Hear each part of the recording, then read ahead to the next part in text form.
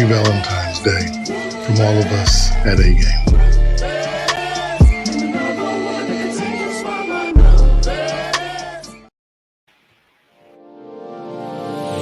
Hey all my Crimsonites, and welcome to the Crimson Cure channel, where we embrace our femininity, increase our womanly values, and celebrate our brothers. So join me on our feminine journey to learn, heal, and grow.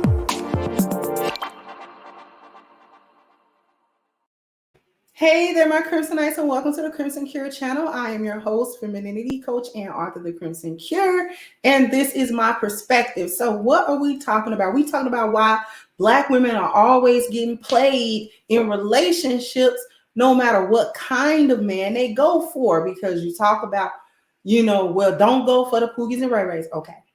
Go for the educated guy. Okay. Go for the man that's got some money. Don't go for the guy that's broke. Okay. Go for the man that's got some ambition. Don't go for the man that don't have nowhere to, no vision or anything like that. Okay. And then you end up getting played by all the types of guys. All the types of guys. No matter where you get this guy, no matter where his background, where he from, a 2-parent home, 1-parent home. He from the hood, he from the suburbs. Whatever it is, you always getting played by every kind of man. Now, what we could say is that all these dudes, no matter where they are, ain't sugar, honey, iced tea, right? But we could listen to this video that I got to play for you, and then we can come back and take a look at my perspective. So let me go ahead and share my screen. Let me share this video, and here we go. Let me tell you guys something that I wish I would have known when I was 18, 19, even up to 23. The corny ones will play you, the broke ones will play you, the rich ones will play you, the ugly ones will play you. If they hate themselves and they're insecure, they will play you. It doesn't matter. Let me tell you guys. Okay. So we had a young lady just tell us that no matter where these men come from, no matter what background, category, socioeconomic status, whether he got money, what kind of age, what kind of education, what kind of situation it is, all the time you're getting played by these men. And the logic that a lot of modern Black women have used, the conclusion that they've come to is that, well, all these dudes ain't nothing. Don't matter where you get them from, they all gonna do the same thing. But come on, sis, let's really talk about it, right? Then she said if they hate themselves. So not only does not matter where these men come from, the reason why they play you is because there is a self-hatred that they have to get over, an insecurity that they have to overcome in order to not do that.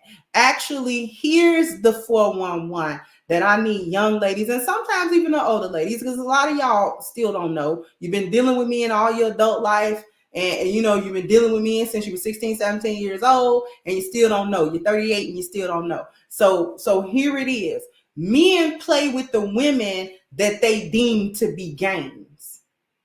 I'm going to repeat that. Men play with women that they deem to be games and toys. If men see you as a game, if a man see you as a toy, he will then commence to playing with you. If throughout your whole adult dating life, no matter where you have picked this man from, no matter where you saw him, no matter what condition or circumstance under which you met this man, whether it was at work, at a function, at a party, mutual friends, whatever the case may be, doesn't matter how you two got hooked up or how y'all came to know one another, doesn't matter. Every guy is treating you the same way as the last guy.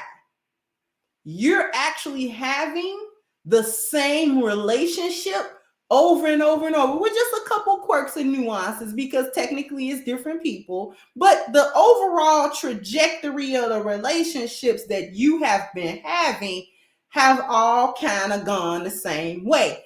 The kicker box is that you're the common denominator in them relationships. If every other variable is changed except for you, then we're going to have to solve for X, beloved.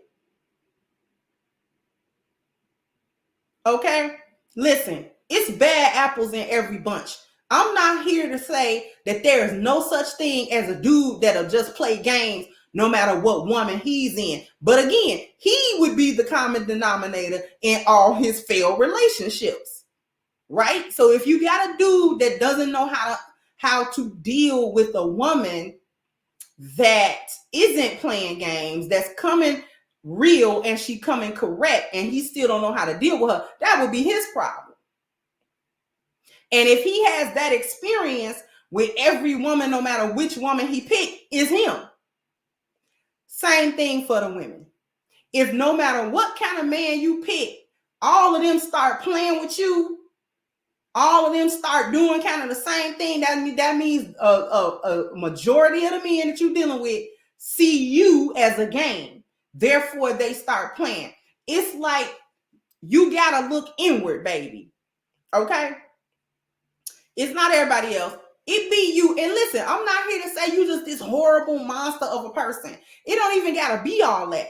But here's let me give you an analogy so you can understand what I'm trying to say to you.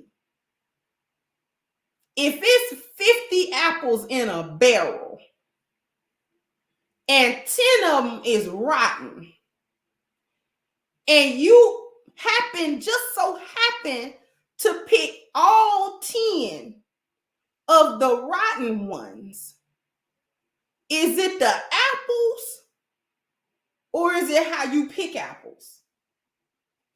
And you kind of run into the same thing, whether you're running into Red Delicious apples, you done went over to the Granny Smith apples, you done went over to the Honey Crisp apples, my personal favorite. Then you messed around and went on over there to the Brayburn apples. And in every apple cart is 50 apples and 10 of them is bad. And every cart you go to, you just so happen to pick the rotten ones. Baby, it's how you picking apples. It's you. It is not them apples. It is not them apples. It is not them apples' fault that you don't understand that a soft, discolored apple is a rotten one. Okay? If you can squeeze it in a little something, baby, that's a bad apple. Okay? And maybe you should start learning the signs of a bad apple so that you cannot pick a bad apple. You're going to have to understand, you're going to have to put away everything you ever learned about apple picking, because it is apparently wrong, because it is not getting you no good apples. You ain't bit into a sweet, firm apple yet. And you've been apple picking for 15 years. Baby, is something wrong with whoever taught you how to pick apples, baby, is wrong. You cannot keep getting mad at the apples. It shouldn't even be no rotten apples in the barrel, but baby, it is. That's life. It is rotten apples in the barrel or in the cart, whatever. I done said everything. But you get what I'm trying to say. Okay? Now you have to go back to the drawing board, because it's easy to point at the other person and only the other person and not see how you are actually contributing to the bad experiences that you keep having. There's something. It's not a one-off. It's not, you dated 10 guys. 2 of them wasn't a good relationship, but the other ones was kind of decent. Okay. I got you. I feel you. But when there's a pattern This is when you have to start looking at it.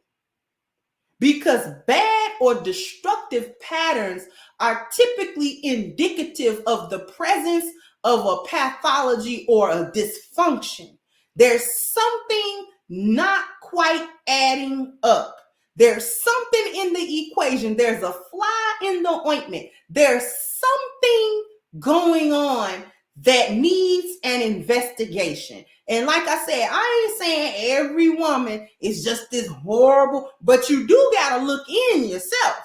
You have to take inventory. You have to investigate, why is it that I'm having different men.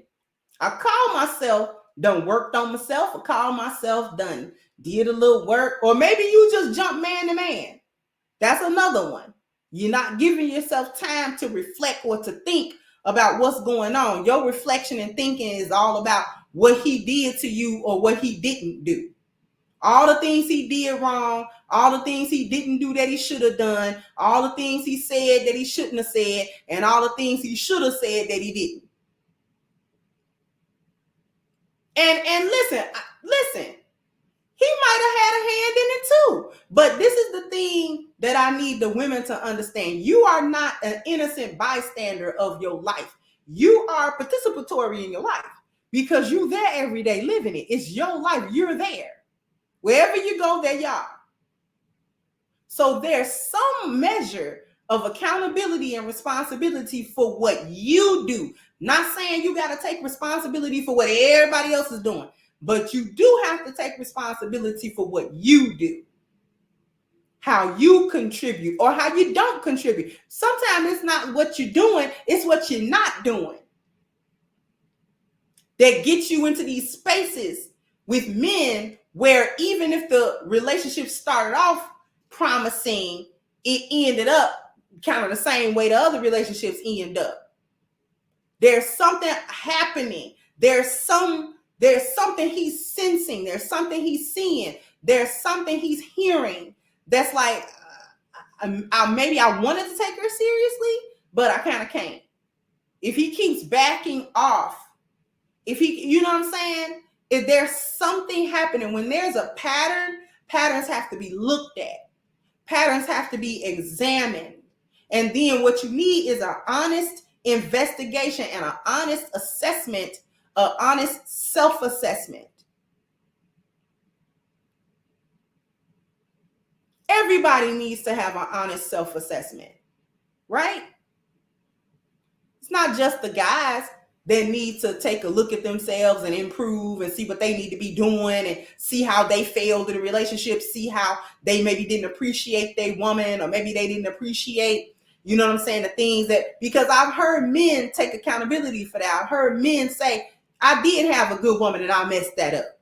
I messed it up by being stupid. You know what I'm saying? I was insecure. I was saying stupid stuff to her. I was running around. I wasn't taking her seriously when she needed to be taken seriously. I lost that woman.